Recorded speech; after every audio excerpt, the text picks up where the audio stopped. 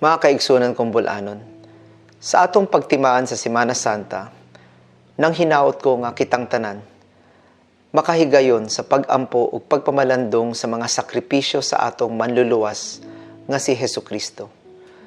Mianhi siya aron sa pagdala sa maadyong balita ug atong kaluwasan. Apan siya gilutos ug gilansang sa krus. Nahitabo kini tungod kay ang mga gamhanan dili makadawat sa iyang mensahe nga maghinulsol sa ilang sayop nga binuhatan bisan pa ug daghan kanato ang nakahibaw sa iyang mensahe sa gugma ug pagkamanggihatagon. Sa iyang mga milagro sa pag-ayo nga nakapalingkawas kanato ug nakabag-o sa atong kinabuhi. Sa atong pagpamalandong sa Semana Santa, atong hinumduman nga atubangan sa dili makiangayon nga pagluto sa atubangan ni Pilato ug Herodes, si Jesus mipili sa pag-antos sa hilom. Daghang mga baka kang kipasangil diha kaniya.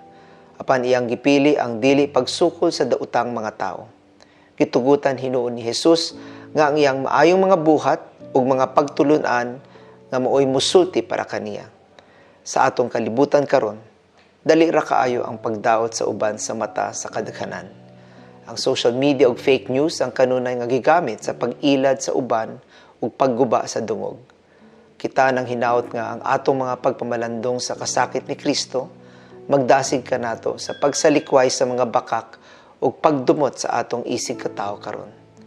Hinaot nga ang atong mga pag-ampo, makapugong kanato sa pagsabuag sa mga dili maayong pulong o balita nga makaguba sa uban.